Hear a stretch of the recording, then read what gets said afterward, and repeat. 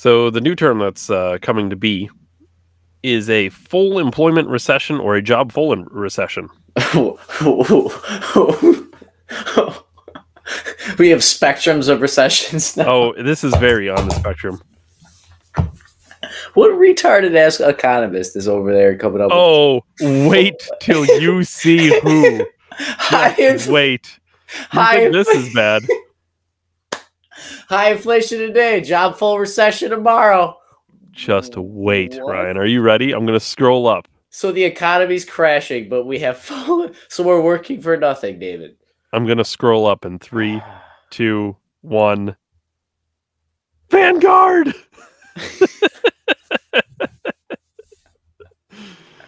Oh, crazy. These guys are about to make so much money off this. And Look at this guy. It's written by global chief economist, of course, global. Yeah. I'm sure he's got America's interest at heart.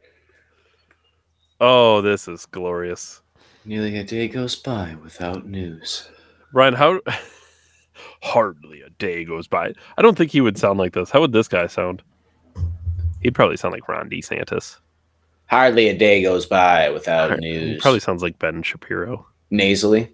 Yeah, a little bit. Like, hardly a day goes by without news about inflation and the growing risks of a recession. The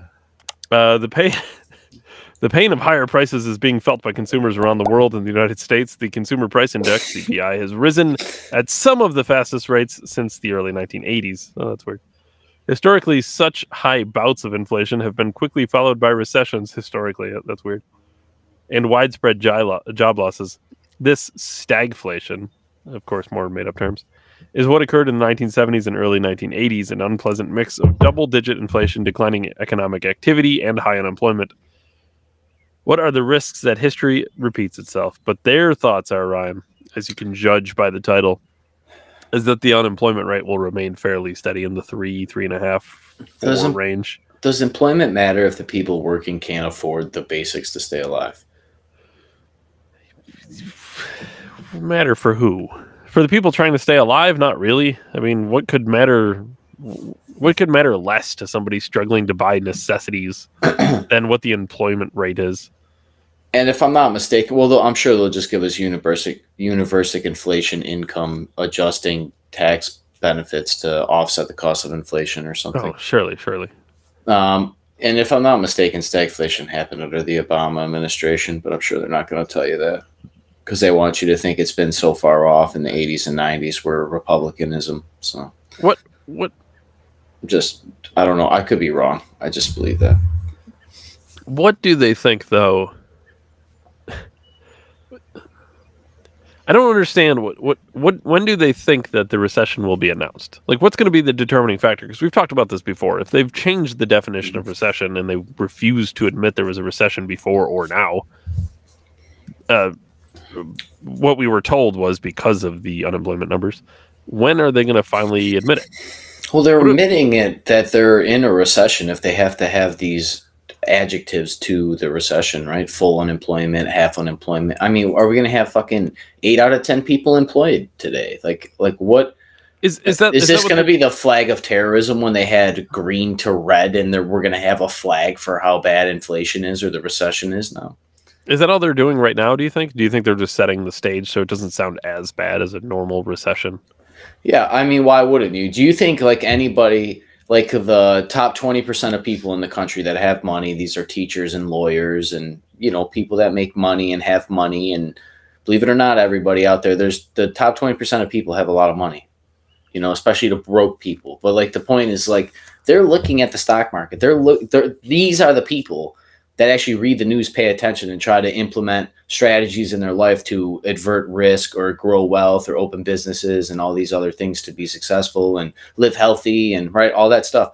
These people, they're targeting these people with these articles like this, which is why it's written by fucking Vanguard, the very biggest, like, it's not by accident. This was probably actually written by a Vanguard AI robot, and they just use this image to make you think that it's written by a person. He probably used AI.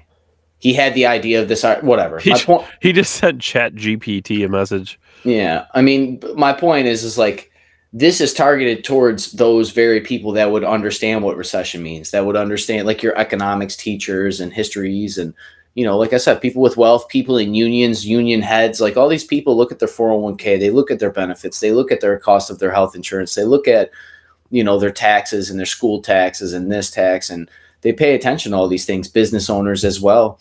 And they have to ease those people into this, because if they were to just see recession, there'd be panic, just like there was about the Pentagon fake AI video attack, right? There'd be that level of panic, but it would be, imagine if everybody woke up tomorrow and realized how bad everything is, dude. So is that what it is then? Is it more of like a stoic way of going about announcing a recession? Ooh, reverse stoicism. Yeah, David, that's actually probably the best way to put it. Right, like when you are weak, appear strong. Is this what we're doing? Yeah, I mean, maybe also not just like nefarious on government agents, but maybe that is the strategy so that we appear strong to foreign adversaries like China and Russia. And this is actually how we have to talk. Because if we say, yo, United States is in a recession, the whole fucking globe is going to shut down. It's going to accelerate the global trading that China and Russia and India or Iran is setting up, and the axis of power over there, and the Koreas and all that stuff, right? Like that would 100% happen if they just, which is kind of funny that I'm always like, just admit the recession, but then it really might just cause a world, right? So it's like, I don't know anything, but I do think we are in a recession, and this is why we have, I mean, they have to defend not being in a recession. So doesn't that by default say we're in a recession? You know, like they have to write articles that say like, well, we're not in a recession yet, or we've talked about on the program over the last few years here. At the very least, they tell you it's coming. Yeah. So I mean, this is admittance, if nothing else, that it's coming at some point. Yeah, it's like admitted through omission as well, because you got to read between the lines, right? You would say on this, but yeah, once again, David, I do truly believe that this is targeted journalism towards the people of wealth that would understand the game that might possibly be played. So if they ease those people into it, the people that buy lottery tickets and smoke cigarettes every day they don't even know what that. Which is why Vanguard has some public education. And then I'm told that I'm a pseudo-intellectual for asking questions because I wasn't taught right. Yeah. I don't know. We've been saying for a while, and I listen, I know it's gonna come true for us, right? But we've been saying for a while, right? We're in a civil war, we're in a world war, and we're in a recession. All these things are happening. Culture war. We've been talking about culture war fucking ever. But I think that's part of the civil war.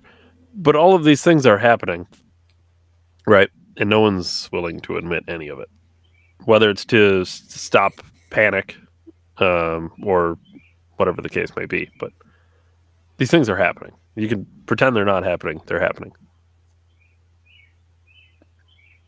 Yeah, and it's true, really, when you talk. I mean, me personally, in my experience, once again, I'm only privy to people I know, but the people that I know that have the money that I'm talking about, this is how they're operating. Like, we're already in a recession. Inflation's double what they tell you, right? Like, these people that run the businesses that make multi millions of dollars every year and stuff, and aren't these the people you should model like most stuff off of?